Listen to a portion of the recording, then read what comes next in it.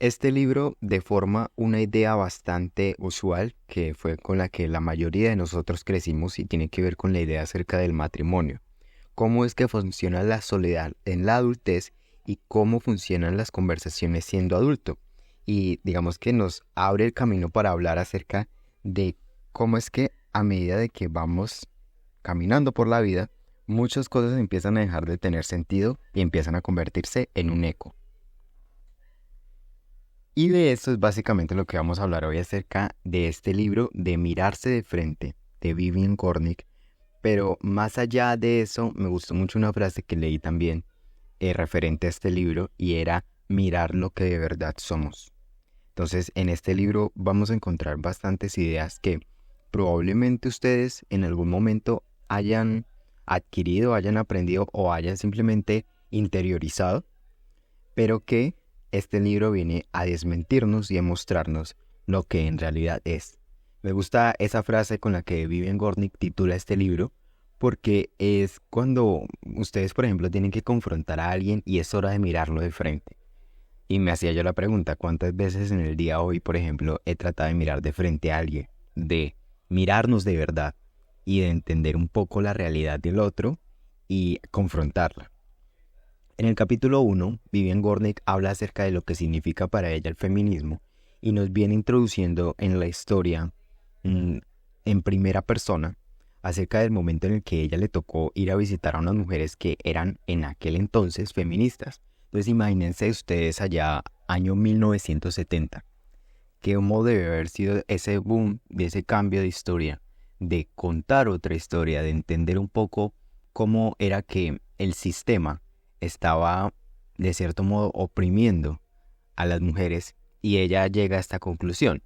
Dice, todas, dice, tenían la idea de que los hombres por naturaleza se toman en serio sus cerebros, mientras que las mujeres por naturaleza no. Y ella dice, es una creencia, no una realidad. Esta idea está al servicio de la cultura imperante y nuestras vidas se parten en ello. Entonces es interesante que ella dice que muchas de las cosas por las que en aquel entonces se luchaba por tratar de perseguir un poco el sentido era tener un trabajo y que parte de lo que ese trabajo se hiciera era conseguir un compañero adecuado y era casi que, digamos que un modelo de vida en el que la mayoría de las mujeres se basaban para poder perseguir lo que ellas consideraban que era en aquel entonces su vida. Y me gusta porque ella en un párrafo bastante interesante, ella dice, con 24 años me enamoré de un pintor y me casé con él. Tenía la vida resuelta, tenía una mesa de trabajo en la que sentarme, un compañero que me animaba, tiempo y dinero suficientes. Ahora sí que trabajaría. Pero ella dice, nuevo error. 10 años después, pasaba los días vagando por Nueva York, una chica divorciada de 35 años que tenía un estilo agresivo y había escrito un par de artículos. Qué interesante. Y bueno, ella dice que llega al mundo de las feministas. Ella dice, me pareció verlo todo cristalino. Tenía edad, hastío, agotamiento y dolor de sombra de haber vivido en esa, digamos que un poco en esa burbuja de lo que es el matrimonio. Ahora ella dice que gracias a eso la vida me sonreía, tenía compañía, estaba plantada en medio de mi propia vivencia y alrededor estaba rodeada de mujeres que también vivían sus propias vidas. Y en ese momento ella plantea algo bien interesante y es, bueno, desde el punto de vista desde el ecofeminista, renunciar un poco al amor, dice ella. Ella incluso hace una pregunta, ¿qué importancia tendrá entonces estar renunciando al amor? Entonces dice, y es interesante, ella misma lo responde y dice, resultó, sin embargo, que sí importaba. Entonces, hay algo bien interesante y es como el lado B, por así decirlo, de lo que ella habla de lo de la camaradería feminista. Y ella dice, poco a poco, todo lo que al comienzo tenía algo de fulgor, empezó a descender y a convertirse en algo, una desdicha, dice ella, una desdicha colectiva. Y eso era algo que ella decía que se sentía en el ambiente, ya no se sentía la misma fuerza. Entonces ella dice, años entendiendo que el poder sobre la vida propia llega solo a través del control estable del pensamiento propio. Y me gustaría como que nos quedáramos un poco con esa idea. Solo a través del control estable del pensamiento propio es que podemos llegar a entender un poco, digamos, a tener un poco del control sobre la vida propia. Ya sé que repetí lo mismo, pero me encantó esa frase. Ahora ella llega a otra conclusión, y es que prácticamente se había unido pues al grupo de las feministas, al pensamiento feminista, y ese pensamiento feminista la había hecho tener como un mantra, por así decirlo, que era el trabajo lo es todo. Y es interesante porque ella dice, y es evidente que no lo es.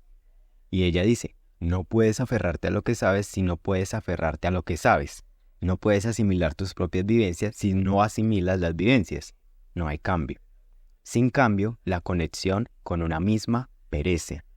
Y como eso es insoportable, la vida es una infinitud de recordar lo que ya sé.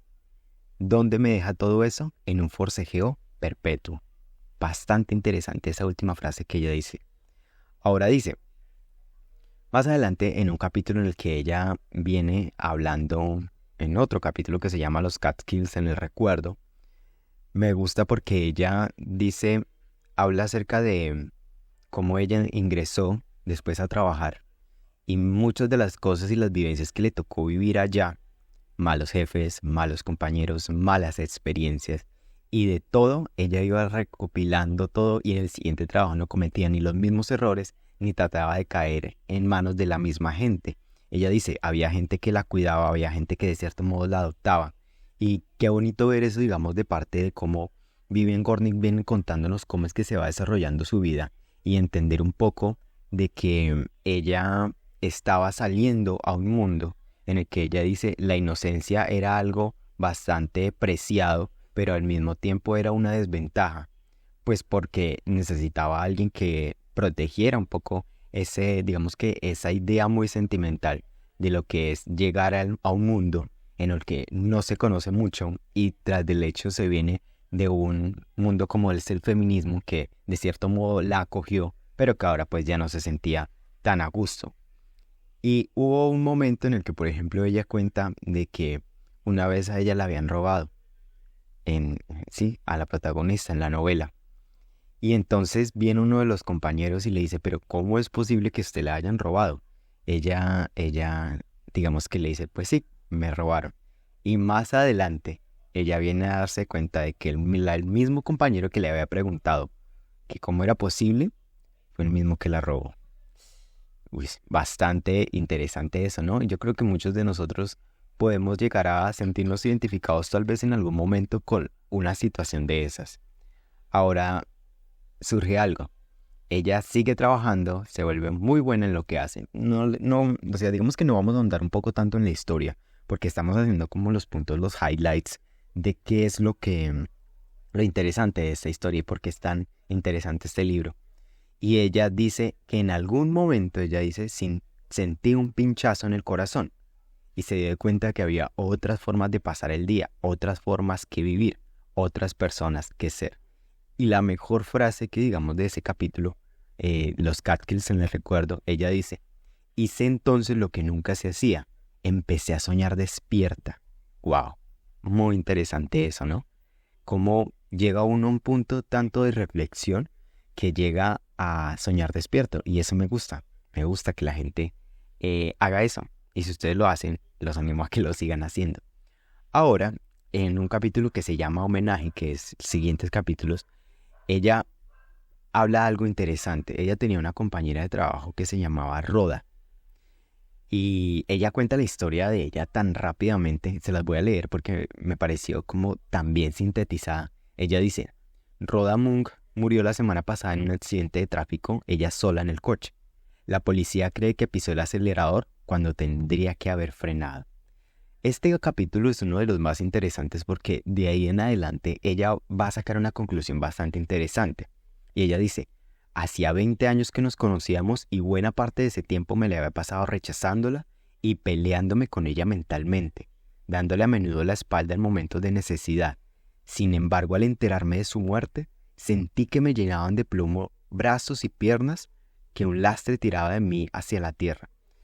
Lo interesante, digamos que de este tipo de novelas o lo que escribió Vivian Gornick es vivir o ver un mundo a través del mundo de la lectura. La escritora que ella dice que murió, Rhoda, había escrito un libro que hablaba acerca de la autoridad. Y noten la conclusión tan interesante, dice, la autoridad es, entre la autoridad estaban entretejidos el deseo de crecer y a la vez el rechazo a crecer, el anhelo por ocupar el lugar que te corresponde en el mundo y a la vez el rencor por tener que ocupar el lugar que te corresponde en el mundo, la avidez por construirse a una misma y a la vez el odio por tener que construirse a una misma. Digamos que esa es una de las frases más interesantes y que más me llamó la atención. No solo por, digamos que el peso tan importante que tiene esta conclusión dentro del libro, sino también en la vida diaria.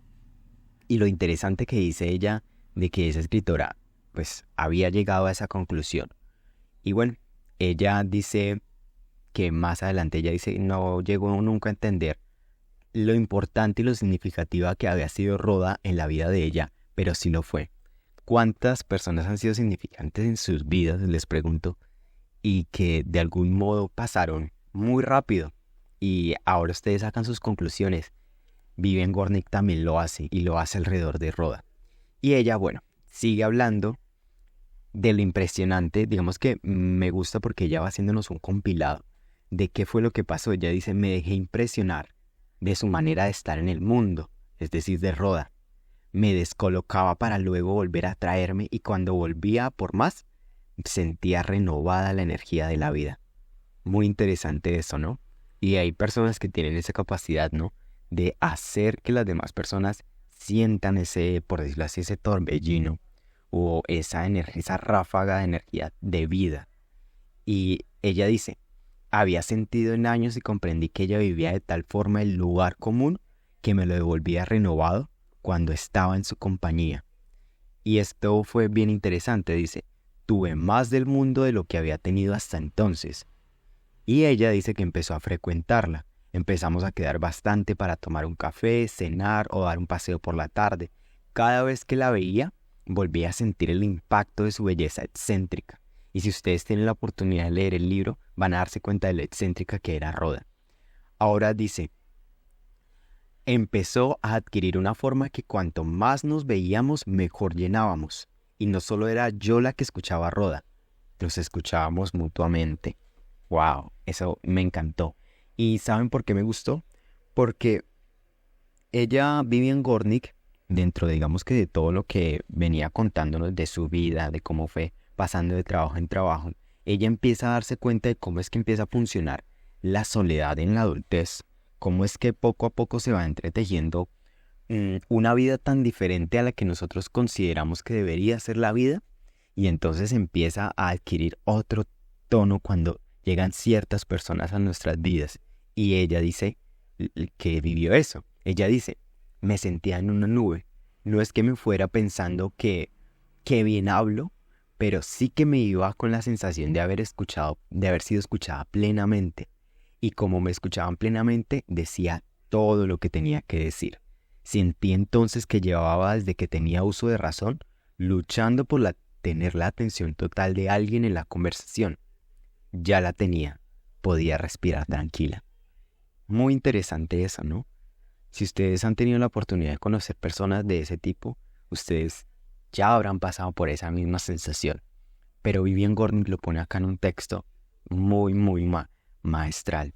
Bueno, no sé si esa palabra maestral existe, pero bueno, ahora ella dice, no tenía que ser ágil, podía pensar antes de hablar. Qué bueno que una persona deje hablar a otra, ¿no? Y que la otra persona tenga la capacidad de escucharla.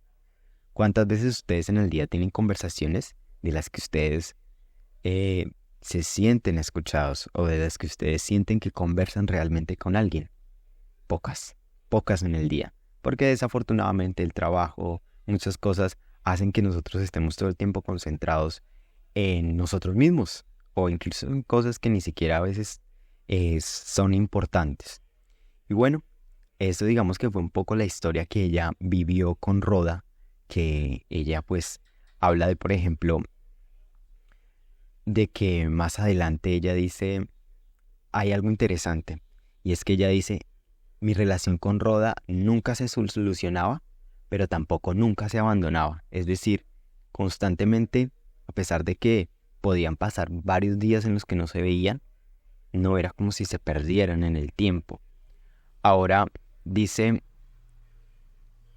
bueno, aquí discúlpenme si de pronto me estoy demorando un poco más, pero es que bueno, es que estoy recordando parte. Acá tengo los screenshots de lo que iba resaltando el libro. Y hubo dos historias que eran bien interesantes y que me gustaría seguirlas recordando. Y eran dos historias que contaba Rhoda. Ella dice, Rhoda, el libro dice, Rhoda nunca se cansó de contar estas historias. La primera historia dice, la primera dice, una mujer se cae de un transatlántico, horas después la echan en falta y la tripulación da media vuelta al barco y regresan por ella. La encuentran porque sigue nadando. Ahora la segunda historia. En la otra, un joven decide suicidarse, salta de un puente muy alto, cambia de opinión en plena caída, endereza el cuerpo para zambullirse y sobrevive. Siempre que podía, Rhoda encontraba la ocasión para contármelas, como si yo no las supiera. Entonces me gusta como esa dulzura con la que ella cuenta esa historia, porque es como hacían parte de su personalidad. Y al ser parte de su personalidad, hablaban mucho de ella. Entonces ella llega a la conclusión. Comprendí que estaba hablando, llega a la conclusión de que comprendió de que hablaba un poco de la soledad que vivía Rhoda. Si ustedes tienen la oportunidad de leer el libro, se van a dar de cuenta de que más adelante ellas viajan, están juntas, luego se da cuenta de que Rhoda tiene muchos amigos, pero siempre vive muy sola.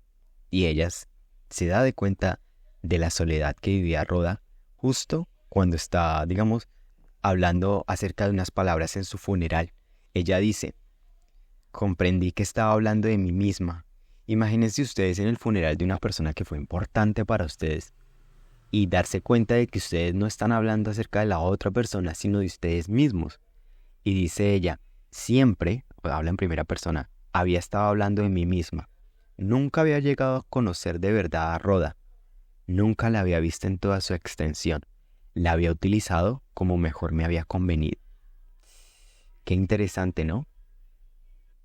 Entonces llegamos a una parte bien interesante y bien importante del libro, y es como lo que yo considero es una de las razones por las que Vivian Gornick puso de título al libro Mirarse de frente, porque ella dice, la conversación no es un requisito diario, el lenguaje expresivo ha dejado de ser moneda corriente y la gente habla para transmitir información, no para conectar. Qué interesante eso. Y decía ella, no podía aprender nada, ni sobre mí, ni sobre nadie a mi alrededor. Ella entra en un momento en el que, mejor dicho porque ustedes van a sentir como un poco la pesadumbre que ella sentía en ese momento de no tener a nadie, absolutamente a nadie con quien compartir una conversación de verdad. Entonces ella se preguntaba por qué los demás no querían conversar con ella.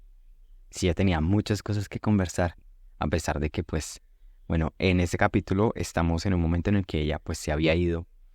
Y ahora ella dice, en una parte, ella dice, no pasa nada por decir solo hola. Ella le está como preguntándose a sí misma un poco qué es lo que le pasa a las personas por las que no deciden conversar, no son capaces de aceptar un poco. Y dice ella, empecé a entender que la socialización compulsiva suscitaba insatisfacciones que no estaba permitido aclarar. Se dejaban zumbando sin más. La cercanía alborotaba el avispero. Es una conclusión a la que ella llega porque en algún momento ella empezó a salir demasiado, a darse cuenta de que, a pesar de que salía mucho, seguía sin poder tener conversaciones reales. Ahora ella dice, me mantenía en guardia todo el tiempo contra el miedo a la soledad. Y ahí viene un poco el punto del miedo a la soledad. Dice, parecemos pasarnos la vida preguntándonos con acritud por qué no somos felices. Ahora dice ella, la humillación no soporta, digamos que la humillación que se siente en ese momento, que ella sentía en ese momento, empezó a volverse insoportable. Y dice ella, empezamos a concentrarnos en no pensar. Qué interesante, ¿no? Qué interesante cómo empieza a jugar un poco la soledad en la vida y cómo es de diferente en cada persona. Pero ella dice, joven y sana, pero me sentía enterrada viva. ¿Y dónde más se sentía enterrada viva? Pues nos enteramos de que Vivian Gornick en esta novela viene a hablarnos de que volvió a casarse y dice, estábamos siempre juntos y no porque disfrutáramos de la compañía, sino que era solamente porque no soportábamos estar separados. Digamos que qué visión tan pesada acerca de lo que es el matrimonio, ¿no? Entonces, eso es, digamos que básicamente una parte importante de lo que este libro viene a desmitificar, no sé si esa palabra sea la correcta, acerca de lo que es el matrimonio. Y llega y dice, me quedé con la sensación de conocer a un montón de personas que en cambio no se conocían entre ellas y se evaporó la ilusión de una vida equilibrada. Después de que ella vuelve y se separa, esta vez por segunda vez, viene a darse cuenta de que digamos que las compañías con las que estaba no la satisfacían en las conversaciones. Ahora ella se hace una pregunta. Ya más adelante en un capítulo que se llama Escribir cartas, ella hace un análisis bien interesante y ella habla acerca de, por ejemplo, cuando la gente escribía cartas y dice, fue entonces cuando comprendí lo que había en juego en el asunto de la carta o la llamada, porque es bien interesante ahora, y lo digo también a modo personal, no se escriben cartas o no es común que se haga. Y ella dice, hay como un juego entre si conversar o escribir, pero al final lo que gana es una llamada telefónica, que es conversar mucho más rápido. Y dice, la conversación telefónica es por su propia naturaleza reactiva, no reflexiva. Y ella dice, las cartas son una prueba escrita de su anhelo por buscarles el sentido de las cosas, por penetrar su propio caos, descubrir lo que se sentía a través de lo que estaba escribiendo. Otro tipo de búsqueda interior, un viaje fuera de los mapas. No había tenido como esa metáfora tan increíble de lo que es escribir una carta y darse cuenta de que muchas de las cosas que se escriben ahí no se escriben para la otra persona, sino que se escriben para uno mismo. Pero me gusta por eso con la frase que ella dice, las llamadas telefónicas son de carácter reactivo, de reaccionar. La otra persona tiene que tomar el teléfono para poder estar en la llamada, pero las cartas son de carácter reflexivo, interior, propio. Y bueno, ya digamos que se me está acabando un poco el tiempo, pero en el capítulo que habla acerca de, creo que es el último capítulo, que se llama En la calle nadie es espectador, todo el mundo actúa, Vivian Gornick cierra definitivamente este libro de la mejor forma. No había visto un libro, o bueno, no había tenido la oportunidad de leer un libro en el que tantas escenas de una calle fueran a contar tanto. Entonces, dice ella, comprendí que la calle se convierte para mí en una composición, el fogonazo de experiencia que extraigo una y otra vez de la corriente infinita de acontecimientos. La calle hace por mí lo que no puedo hacer por mi cuenta. En la calle nadie es espectador, todo el mundo actúa. Entonces, bueno, muchas cosas ella va contando de cómo es, digamos, vivir de cierto modo dentro de ese mundo que nos plantea Vivian Gornick, de esa vida tan solitaria, pero al mismo tiempo no.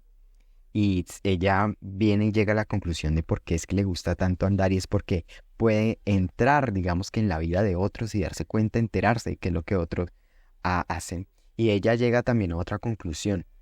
Se las voy a leer rápido. Dice, hace 40 años te metías en un armario que se llamaba matrimonio. En el armario había dos conjuntos, tan tiesos que se quedaban de pie solos. Una mujer se metía en el vestido con la etiqueta de esposo y un hombre se metía en el traje con la etiqueta de marido. Y eso era lo que había. Eso era lo que había. Gente, es bien interesante todo, digamos que todo este análisis que hace Vivian Gornick, y al final ella dice, conforme se va oscureciendo el cielo y empiezan a encenderse las luces en los edificios alrededor, Veo en el aire entre el horizonte poblado y yo a la gente del día. Recuerdo al niño, la mujer con las bolsas de Lauren Taylor.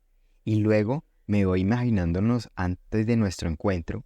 Comprendo, con un sobresalto, que estoy escribiendo la historia del día. Las formas, las texturas, todo lo que ella había dejado atrás, todo lo que ella miró en todo un día, lo empezó a escribir. Ahora ella finaliza con esta frase. Ahora toda esa gente con la que me he rozado hoy en mi paseo está conmigo en la habitación. Se han convertido en compañía, una gran compañía. Esta noche prefiero estar aquí con ellos que con cualquiera de mis conocidos. Me devuelven el impulso narrativo. Maestrísimo la forma en la que termina. Porque ¿saben qué conclusión llegamos? A que esta persona, que después de haber vivido todas estas experiencias, de haber estado en un matrimonio, de haber entendido lo que eran las amistades, de estado en una ciudad sola, de haber vivido no mucho, porque siento que vivió lo que cualquiera de nosotros puede vivir, en ese momento fue cuando recibió el chispazo de decir, quiero escribir esto. Entonces, así es como termina este libro de Vivian Gornick, que me gustaría que ustedes lo pudieran leer, lo pueden encontrar en internet. No es una promoción, no. Esta escritora, bueno, aquí está un poco la conclusión. Esta escritora del Bronx, de Nueva York, nacida en 1935, periodista, activista feminista estadounidense y una de las voces más destacadas de los años 70. Entonces, gente, bien interesante este libro de Vivian Gornick. De verdad que lo recomiendo si ustedes, digamos, quieren mirarse de frente, como dice este libro, enterarse de otras cosas, deformar un poco muchas ideas acerca de lo que es el matrimonio y, mejor dicho, ver otra vida y entender un poco cómo es que Vivian Gornick dejó un poco este legado de cómo las cosas, a medida de que va pasando el tiempo, van transformándose y van dejando de tener sentido. Muchas de las ideas con las que crecimos ya no son las mismas y no van a seguir siendo dentro de unos años. Entonces, gente, espero que esto haya sido, digamos, de su agrado. En algún momento, tal vez volveremos a leer otro libro de Vivian Gornick. Todavía estoy, digamos que, indagando un poco en ella, en su biografía, en su literatura, en las entrevistas que ella ha hecho. Miré una entrevista por ahí, no tengo casi tanto la referencia porque está en inglés. Todavía no le entendemos al otro idioma, pero pronto, gente. Entonces, gente, nos estamos escuchando porque en este formato no nos vemos. Así que nos vemos hasta una próxima. Y no sé, al final no le encontramos nombre a esto, pero es casi como un podcast. Y lo otro, Google Podcast pronto va a morir. O bueno, se va a acabar, lo van a sacar del mercado. Pero aquí este formato nos permite seguir porque estamos en YouTube y también en YouTube Music. Porque el otro día me busqué y también aparecemos ahí. Entonces, gente, espero que pasen un buen día y chao.